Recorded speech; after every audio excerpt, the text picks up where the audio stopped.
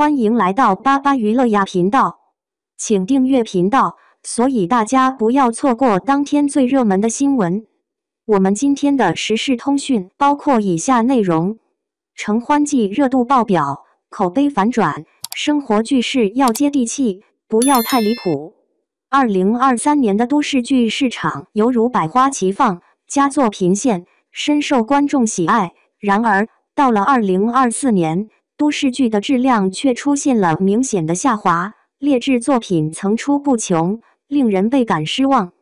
2023年的都市剧市场犹如百花齐放，佳作频现，深受观众喜爱。然而，到了2024年，都市剧的质量却出现了明显的下滑，劣质作品层出不穷，令人倍感失望。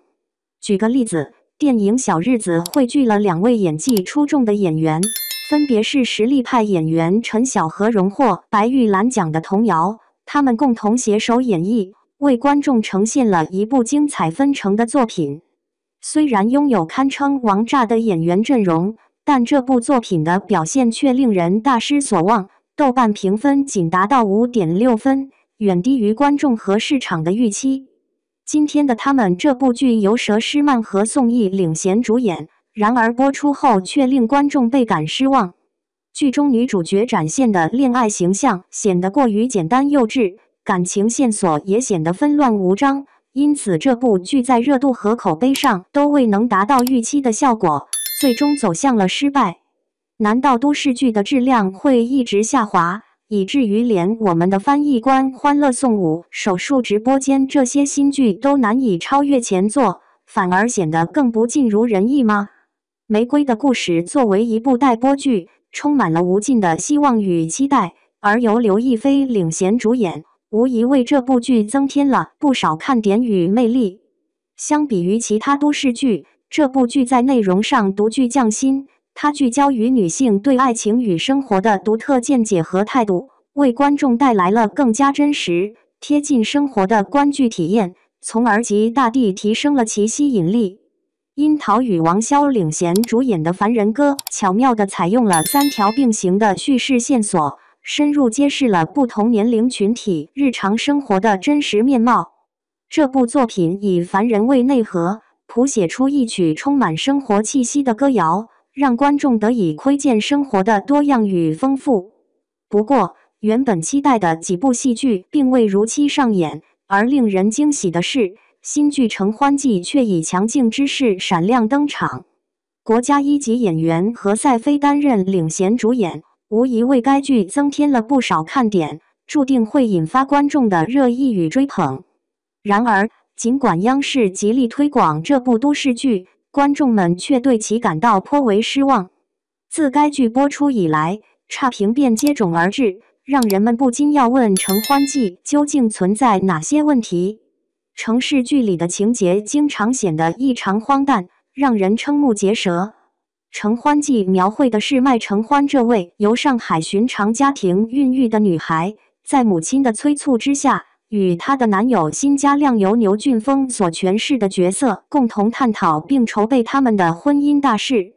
然而，鉴于两家家庭经济状况存在显著的差距，辛家对麦家持有不乐观的态度，最终麦承欢和辛家亮选择了分手，各自踏上了不同的人生旅程。尽管遭遇了与男友分手的困境，麦承欢却展现出了卓越的才华，赢得了继祖母的赞赏。正如那句古话所说，塞翁失马，焉知非福。继承了继祖母留下的酒店产业，并在与继祖母的亲孙子姚志明由徐凯饰演的相处中，两人逐渐深入了解并坠入爱河。自无从知晓的某个时刻起，多数都市剧在描绘女性生活时，似乎总是难以摆脱那些陈旧的套路，比如压抑的母亲形象与波折重重的感情线，缺乏令人耳目一新的创意。这部剧集也沿袭了相同的套路，开篇便呈现了麦承欢与男友甜蜜接吻的场景，然而这美好的时刻却被突如其来的事件打断，使得观众得以一窥麦承欢性格中暴躁的一面，以及她男友的软弱形象。剧中的麦承欢深陷亲情与感情的纠葛之中，他坚定的誓言，只要不触碰那道不可逾越的界限，自己定能巧妙调和两者之间的关系，使之和谐共存。麦承欢的底线究竟是什么呢？经过深思熟虑，我们可以得出结论，他的底线似乎并不存在。在与麦承欢相处的3年时光里，男友一直秘而不宣自己的富二代身份，甚至以谎言诱导他为自己支付开销。麦承欢得知真相后愤怒不已，但经过一番安抚，他最终还是选择了原谅。原本已和父母商定好会面之期，然而令我失望的是，我的男友竟然违背了我们的约定，转而接受了家人的相亲安排，这让我倍感失落和不满。我逐渐开始思考，或许这一次我们真的走到了分手的边缘。然而，尽管我们正处于冷战之中，我仍旧无法抑制对他的担忧，生怕他因为没有进食而空腹难受，因此我仍然为他订购了外卖。我开始心生疑虑，他身为富二代，理应不会忍受饥饿之苦，更何况我们两人目前正处于矛盾之中，我又怎能为他点外卖呢？经过一番精心策划的活动后，麦承欢因为熬夜而显得有些疲惫，没想到却被男友突如其来的求婚，这一幕意外地展现在了领导和同事们的面前，让她倍感尴尬。但仅仅过了1个晚上，她和男友便消除了误会，重归于好。在我重新解读林乔松隔壁追风者的男主角并非麦承欢时，我简直难以置信眼下的情节发展，因为我真的无法准确判断麦承欢这个人的底线究竟在哪里。你总是能够轻易地原谅他人的欺骗，不介意被人放鸽子，甚至在项目搞砸时也选择宽容，你俨然成为了原谅领域的专家。闺蜜倾诉道，每当她无私的付出时，总感觉自己如同在养育一个小孩，然而她的种种努力却并未得到对方的丝毫感激。最后，我们亲爱的闺蜜姐妹选择了宽容与谅解，她淡然地说，我并不期待她的回报。瞧瞧，她真是位大度的慈善家呢。在情感层面，缺乏明确的底线使得人的内心世界显得扑朔迷离，难以捉摸。同时，在亲情这一层面，这种模糊的情感界限也令观众感到难以用言语来表达和描述。举例来说，麦承欢与她的男友辛嘉亮已经安排好了双方父母的会面，旨在共同商讨关于两人结婚的相关事宜。然而，辛嘉亮的父母对那位被誉为弄堂公主的麦承欢，却是一点都不放在眼里，完全无视她的存在。在遭遇辛嘉亮家人的冷嘲热讽之际，麦承欢的母亲由何赛飞饰演不禁怒火中烧，最终使得这次会面在紧张而尴尬的氛围中草草收场。原本我以为麦承欢与辛嘉亮之间的关系已经走到尽头，再无回旋的余地了。然而，出乎意料的是，辛家突然施以恩惠，助力麦承欢的弟弟1跃晋升职位。因此，麦妈妈再次急切地推动麦承欢与辛嘉亮的婚事。为助麦承欢顺利联姻豪门，他们甚至特意找到了麦承欢的上司姚志明，期待他能与辛家达成直接合作。尽管受到了他人的轻视，却依然急于促成他们的婚姻，完全忽略了子女的想法，擅自为两人的未来做出了规划。女儿的责备未能触发深思，这不禁让人对都市剧的真实性产生质疑。然而，即便他的描绘与真实生活有所出入，也算是一件好事吧。麦承欢对于母亲私下接触领导的做法，尝试用情感化对方并辅以理智的劝说，但遗憾的是，母亲似乎对此毫不在意，依然我行我素。在遭遇这种情境时，她感到无所适从，毫无办法。随后，当她试图向男友倾诉这件事时，对方的反应却异常冷淡，只是匆匆说了句要赶去开会，便让她离开了。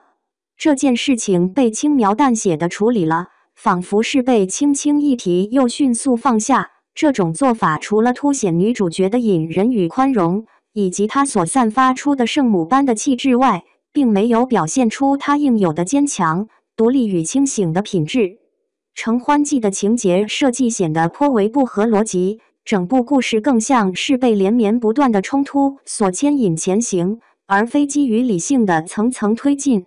这部电视剧共有37集，然而直至第8集结束，我们仍未目睹女主角与其男友的分手场景。这一设定使得整体剧情显得略显生硬和不自然。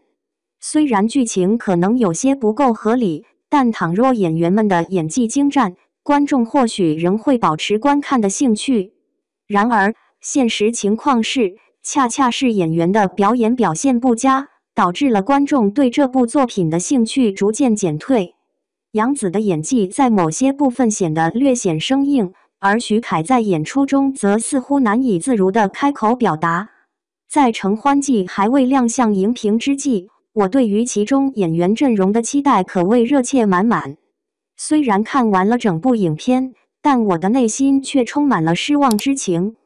除了备受瞩目的何赛飞老师表现依旧出色之外，其他2位主演的表现却让我感到颇为失望，令人大失所望。首先，我们来聊聊这部剧的女主角杨紫。或许可以说，她在同时代的女演员中，演技表现呈现出较大的起伏。在作品《香蜜沉沉烬如霜》和《长相思》中，她的演出表现可圈可点，足以让人惊叹不已。尽管她参演了《余生》、请多指教和要99爱这2部作品，但演技却多次受到批评，被认为显得过于生硬，而且她的人气也在不知不觉中逐渐下降。在这次新剧中，杨紫的表现显然不尽如人意，她在与何赛飞的对手戏中表现欠佳，未能很好地掌控自己的角色，同时在情感上也显得格格不入，无法将情绪融入到戏中。举例来说，何赛飞饰演的角色麦妈妈，在这个场景里正情绪激昂地向婆婆倾诉辛家亮一家在商量婚事时的不当态度。她坦白自己只有一个女儿，名叫麦承欢，并衷心期盼她能过上幸福美满的生活。在诉说这份心愿时，她的神情中透露出深深的哀伤，这种真挚的情感直接触动了每一位观众的心弦。关于杨紫饰演的麦承欢一角，她的神态显得极为不耐烦，仿佛刚刚听闻了不中听的言论，满脸都透露着一种暴躁的情绪，完全没有展现出对母亲应有的深情厚谊。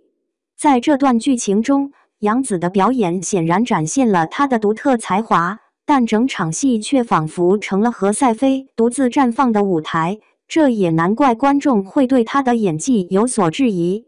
让我们来进一步聊聊关于主角徐凯的一些事情吧。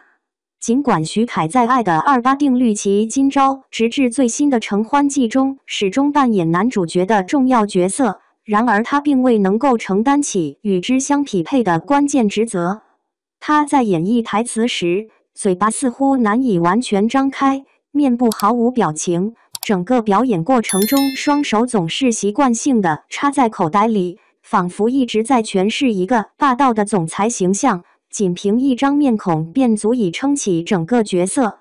在我看来，除了主角2人，我认为剧中其他演员的表演都表现得相当精彩。举例来说，牛俊峰所饰演的麦承欢男友辛家亮一角，他以其精湛的演技将角色的懦弱特质展现得栩栩如生，深入人心。正因如此，观众甚至将他誉为懦弱之最的新秀之星，对其表演给予了高度评价。尽管配角们的表演十分出色且吸引了大量关注，但当主角们加入后，承欢记却仿佛变成了一场巨大的混乱，使得观众们纷纷选择放弃继续观看这部剧集。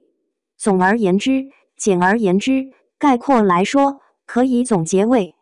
近年来，为何城市题材的电视剧能够持续吸引观众的目光，备受追捧呢？